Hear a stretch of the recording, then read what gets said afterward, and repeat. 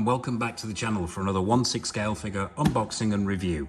And today we're going to be looking at the first of three figures that we're going to be covering in our Halloween special.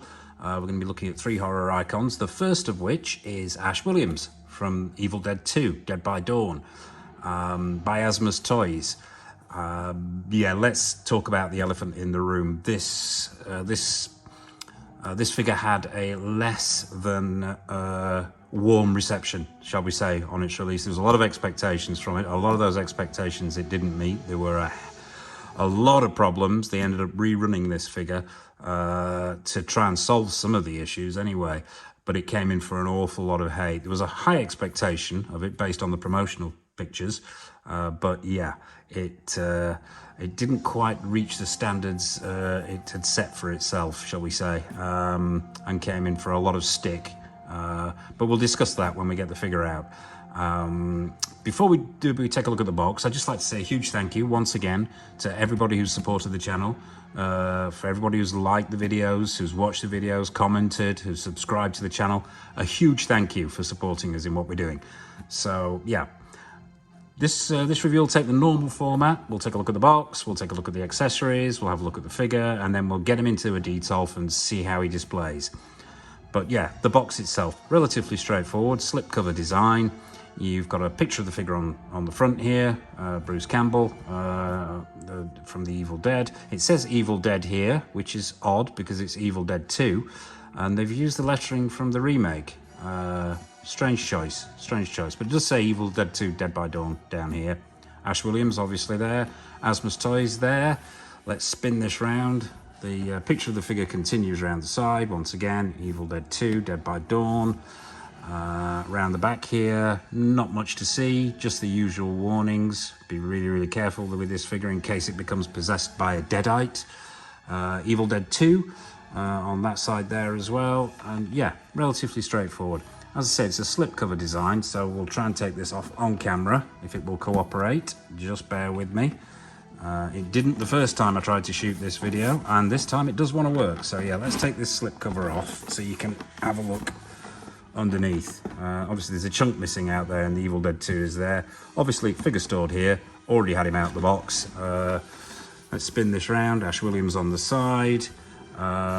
What looks, yep, that's the cover of the Necronomicon, Ex Mortis, the Book of the Dead on the back. Once again, Evil Dead 2, Dead by Dawn, Ash Williams on the side. Relatively simple box, but yeah, not the best art box I've ever seen, but by no means the worst. So without further ado, let's get the accessories out, dive down onto the table and look at everything he comes with.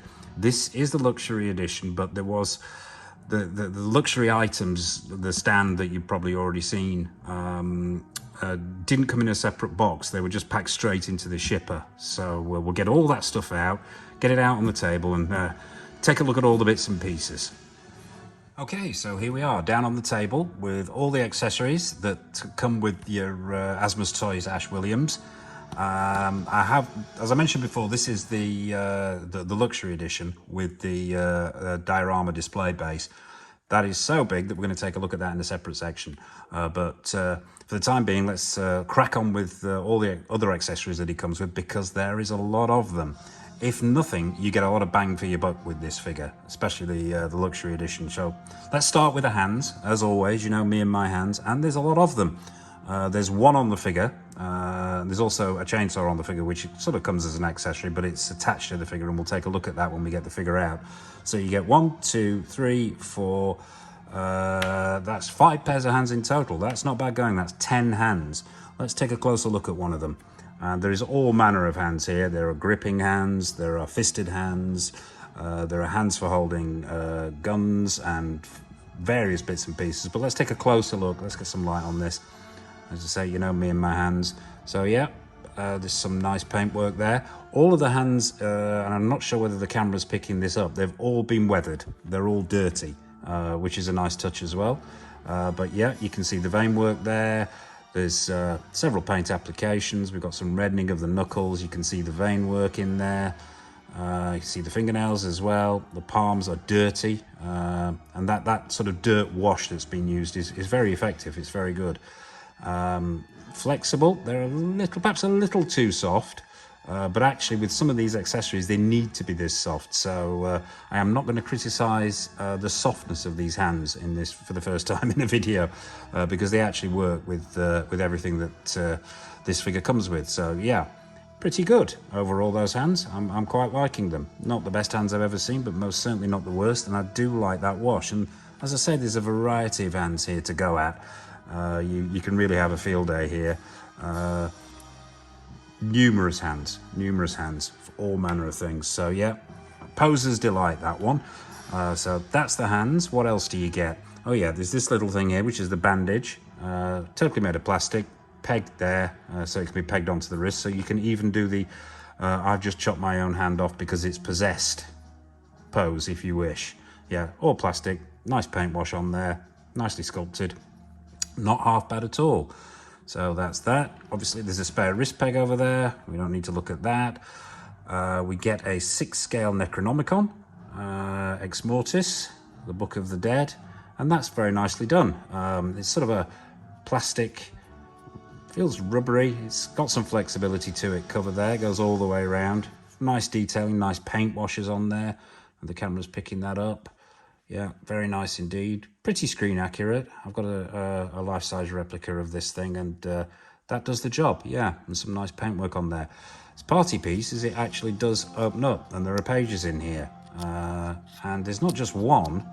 They've done what looks like the entire thing. There's no weathering to these pages, but I'm not going to pull this too far on because I don't want to damage the.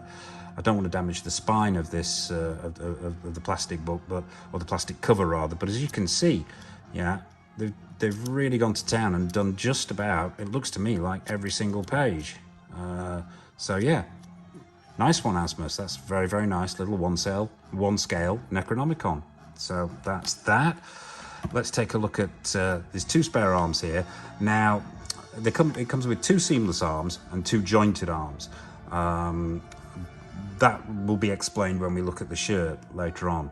But yeah, the 2 jointed arms are relatively straightforward, just simple jointed arms, as you can see. There's no paintwork on them because they're meant to go under the sleeved shirt, but there is a little bit of weathering on the peg and at the end of the wrist as well. So the bit showing out of the end of the sleeve is weathered, which is a nice touch. So yeah, there's that arm there. Then you get the seamless arms. Once again, I would, as always with seamless arms, I would say exercise caution. Don't stand up to intensive posing. It's a ratcheted arm underneath there. And they don't fold particularly well, as you can see. They suffer with that problem that a lot of seamless arms do, that when you actually try and get a, yes, that's not a pretty look. I don't use this particular arm, as will be explained when we look at the 2 separate shirts. But yeah, once again, it's weathered quite nicely down at the wrist there. There's some texturing on there. It's not the best seamless arm I've ever seen, but most certainly not the worst. There's some vein work in there, and a couple of paint applications, maybe 2 or 3 paint applications to give it that toned skin look. But yeah, so you get, as I say, 2 seamless, 2 jointed arms. Let's have a look at this hand while we're talking about hands and arms. This is the possessed, severed hand that comes back to haunt him, literally and metaphorically. And yeah, it's quite nice. There's some nice paint application on there. There's some wounds with nice wet red paintwork on there. It's got the extended fingernails. Yeah, they've done a nice job there. And you can see the nub of the bone here where it's been severed. And there's some more blood paint applications there. Yeah, very nice. Pretty good. Yeah, overall, I quite like that piece. So that's the severed hand. What else have we got? Let's take a look at the weapons. Where would he be without his boomstick? So here's the boomstick. Relatively simple. There's not much going on here by way of weathering or multiple paint applications, but you've got a nice sort of wood effect on it. It's all plastic. Nice wood effect on the stock there. There's a little bit of weathering on the barrel, which is good. It's nice to see. And I believe this thing cocks. Yeah. So you can have him attempting to load it, resting over his arm with the severed hand if you so wish. But yeah, so that's the shotgun. Pretty good. What else have we got?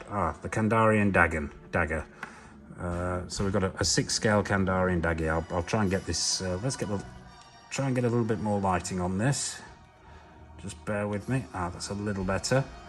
Now this is a very soft plastic, almost rubbery. I would suspect that the top here is plastic, and this bottom part, the spinal cord part, is a rubber. But yeah, it's pretty screen accurate. It's got some nice paintwork on there. I'm not sure if the camera's picking this up. Multiple paint applications. One of my favorite expressions, as you know. Yeah, it's screen accurate, pretty much. I have a life-size replica of this, and it's not too far off. So yeah, very nice. You can see the bonework in there. Paint washes are nice to give it that aged look. So overall, yeah, very, very nice. And probably a good idea to have this as rubber as well. So yeah, well done, ASMUS Toys, on that one. What else have we got? Let's just take a look at this shirt. Now there are 2 shirts with this figure. The nice blue screen accurate cotton. Both of them are weathered, not particularly weathered very well, but they're weathered, shall we say. One with the sleeve missing, obviously, which we'll see later on, but this is the relatively intact one. It's just a plain simple blue shirt. It's nicely stitched. That stitch work there isn't perhaps the best on the pockets, but yeah, you've got press studs here, buttons on the outside. Yeah, it's a nice cotton material, and it's had some weathering done to it, which is nice to see. So yeah, that's shirt number 1, and as I say, we'll see shirt number 2 when you actually bring the figure out. So that's an option as well. Let's take a look at the heads. Yeah, let's start with Henrietta. There was a lot of controversy surrounding Henrietta. The initial run of this figure, perhaps Henrietta wasn't quite as promised, shall we say, but I quite like this. I'll try and get this into the camera so you can get a good look at this. I'm liking the paint applications, the sculpt's good. Apparently the first run didn't have hair, which caused a lot of consternation for some people, but this is part of the second batch where some of the issues that we'll talk about shortly were addressed. But yeah, so the hair is nice here. It's a nice solid piece. It feels like it's just one solid piece of plastic, quite heavy. But yeah, the sculpt's nice on that. Once again, you've got some very nice paint applications, especially around these wounds and these holes. It's got the whited out eyes, but they've got a shine to them. The detailing in that mouth, I'm not sure if the camera's picking up, is very, very nice. Those teeth are very, very well painted. I'm liking the paintwork on the dress here as well, and on the brooch. The arm itself has got wounds on it, and it's got that lovely wet, glossy paintwork effect for blood. It's been weathered. There's multiple paint applications on there. Yeah, I really, really like that. I think that's come out very, very well. There's even some wounds around the back here.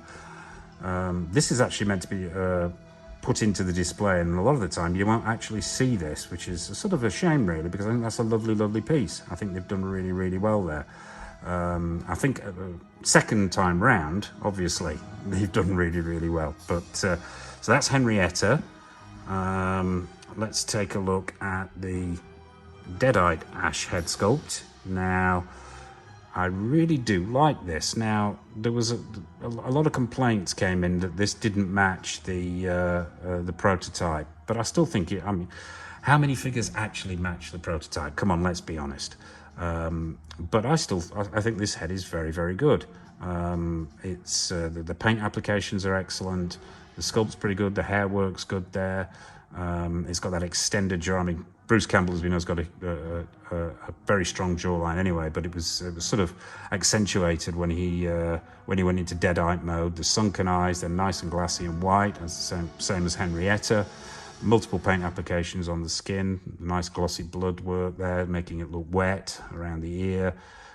Teeth are yellowed. Yeah, I think that's pretty good. Is it as good as it can be? Probably not. But is it appalling? Most certainly not either. But yeah, so that's the dead-eyed head. This head sculpt's a different story, to be honest with you. The severed girlfriend's head. Now, The actual sculpt itself, I do like. Let's get close up on that. Once again, it's got the whited out eyes. Maybe the paintwork here is not quite as good as it could be, the skin texturing, but she was very, very pale at that point. She'd been dead for quite some time. That mouth work is really, really nice. The teeth there and the gums have been well painted. What lets it down is this hair, this, shall we say, Barbie hair. It is not screen accurate. Her hair wasn't this colour, it wasn't this style, and it does feel like a bit of an afterthought, that hair.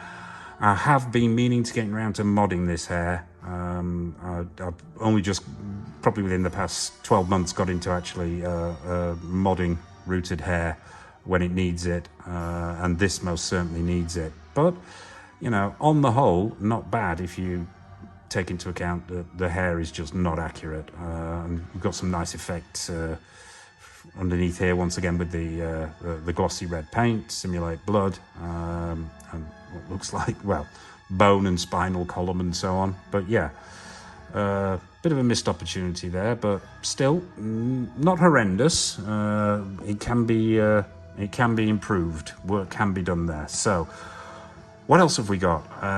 The base. You know, this base comes with the standard edition, but they also, obviously, the standard edition is is put into the deluxe edition with the diorama display stand. Once again, there was a certain amount of controversy about this base. It's all plastic, hexagonal, sticker on here, simulate wood with blood on it, place for the crotch grabber there.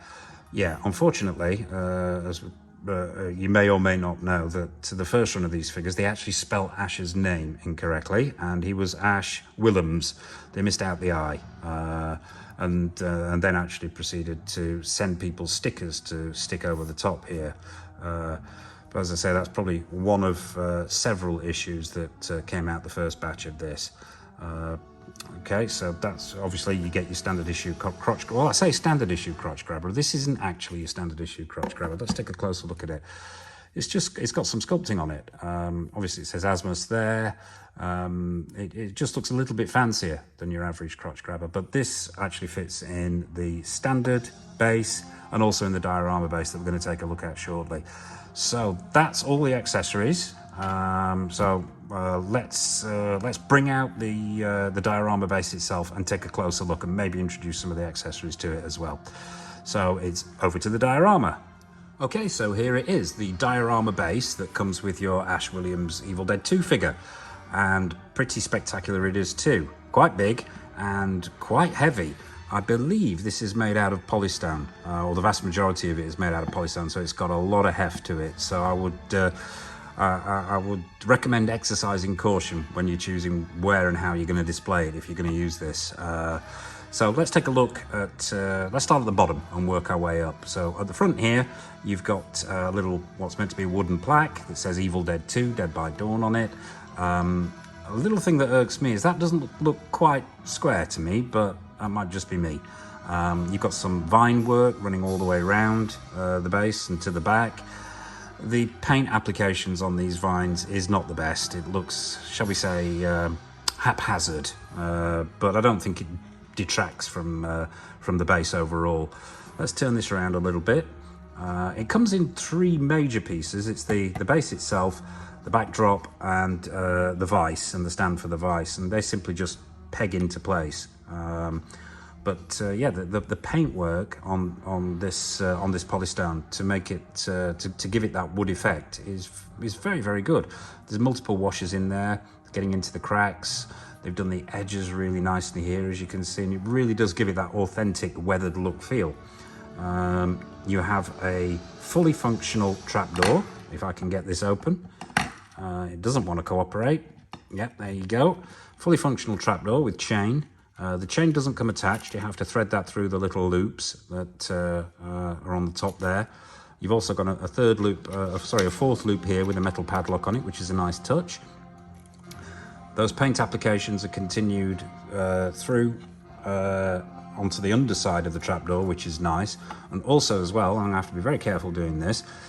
If I can tip this forward and get some light in there, you can see that they've actually weathered and painted the inside of the fruit cellar as well, which looks really, really good.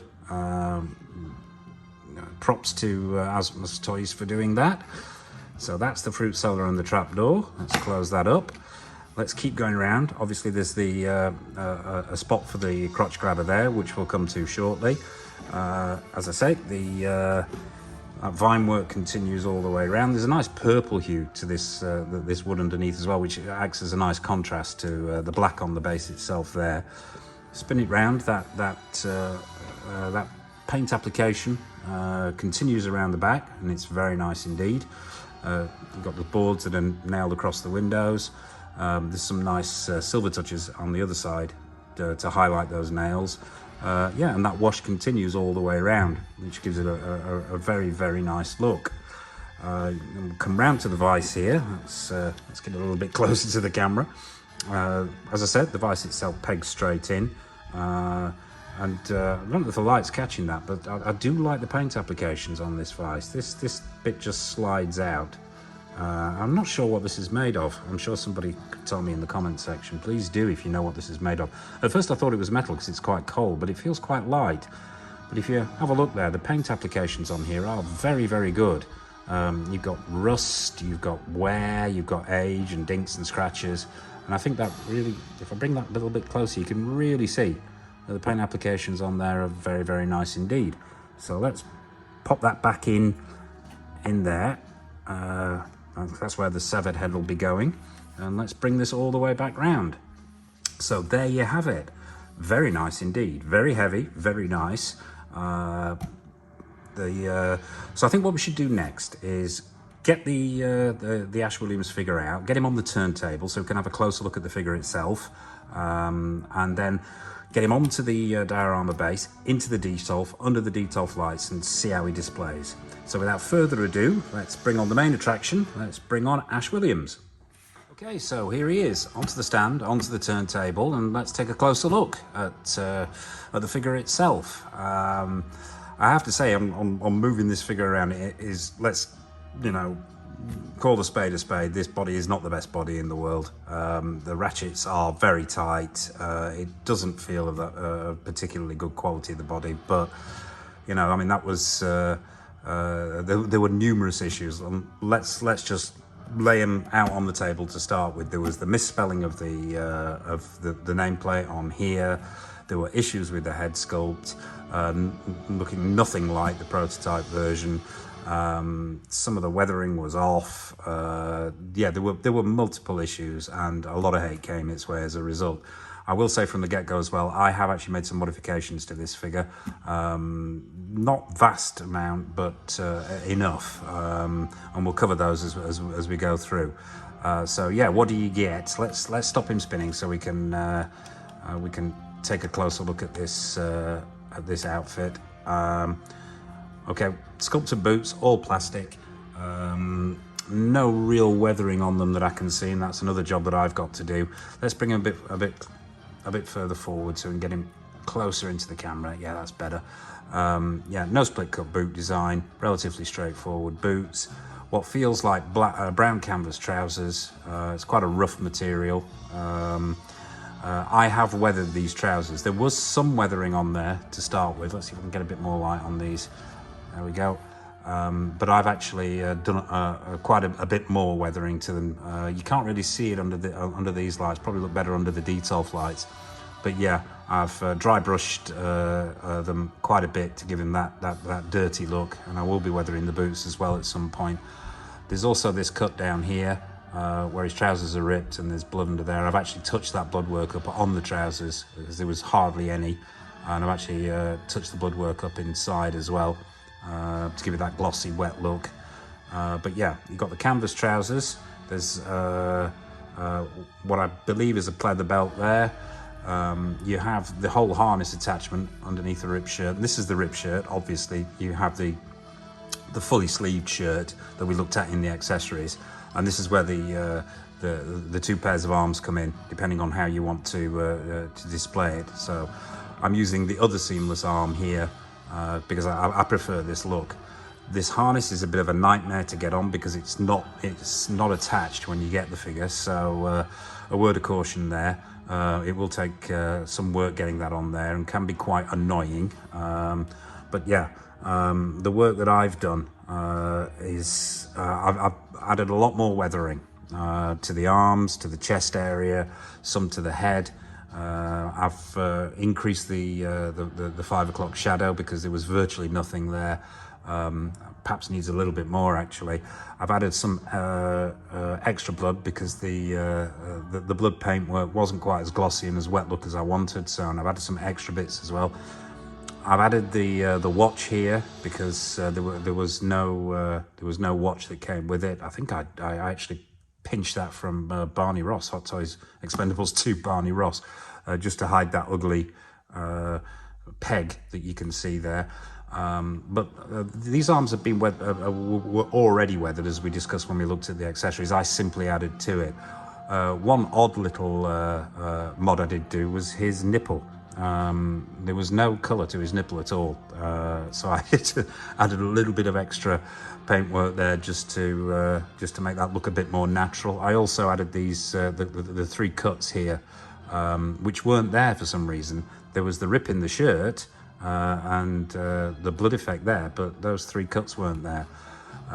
Yeah, so let's spin him around a little bit more so you can take a look. The shirt is quite nice. It looks better with some extra blood and extra weathering on it. That chainsaw, let's stop at that chainsaw actually. Let's bring it right in so you can see that chainsaw. Chainsaw is very nicely done actually, and just pegs on as would a normal 6-scale hand. But there's some nice paint applications on there. The weathering's pretty good. Another job I've yet to get around to is just to add some more blood on here, because the blood effect really on this chainsaw is nominal. It's just a wash rather than anything substantial. But the actual chainsaw itself is pretty well done. There's weathering on there. There's paint applications on there. I do like it where it meets the wrist. It almost looks rusty. But yeah, spinning round. There is obviously the back holster for the shotgun, for the boomstick. I've done a little bit of weathering on that as well. There was already some there, but I've just accentuated it a little bit. Added some more weathering to the back of the pants as well. Let's bring him all the way around. So yeah, there has been some work done to this, but overall, I was quite happy when I got this figure. I knew straight away I was going to have to do some work on it, but it wasn't a disaster. Yes, it didn't match the prototype shots, but you know, how many figures do? But yeah, there was a big gap, shall we say, between what ASMUS Toys promised and what they actually delivered. As I said, this is part of the second run, so a lot of those issues have been addressed, but it still needed work. Let's take a look at that head sculpt. This is the cause of much consternation, is this head sculpt. Let's just raise the camera a bit and we'll bring it right in so you can get a closer look at this, maybe get some more light on it as well. See if we can't, yeah, there we go. Now, this isn't the best light. You know, the best light to see this under will be the detolf when we get it under there, but yeah, no, it isn't the best head sculpt in the world. It isn't. I've seen better of Bruce Campbell. As I say, got to take into account his age at the time of making this. But yeah, on the whole, it could be worse. Let's put it that way. I've done some work to it. I've added some, as with the rest of the body, I've added some extra blood on the forehead and on the face. As I said, I mentioned before, I think I added the 5 o'clock shadow. The hair work's not the best in the world, but then again, it's not the worst. The eyes are nice and glossy. I don't know whether the light's picking that up. The eyes are well painted, and on the whole, yeah, it's a pretty good likeness of Bruce Campbell. Is it the best it could be? No. Is the figure bodied the best it could be? No.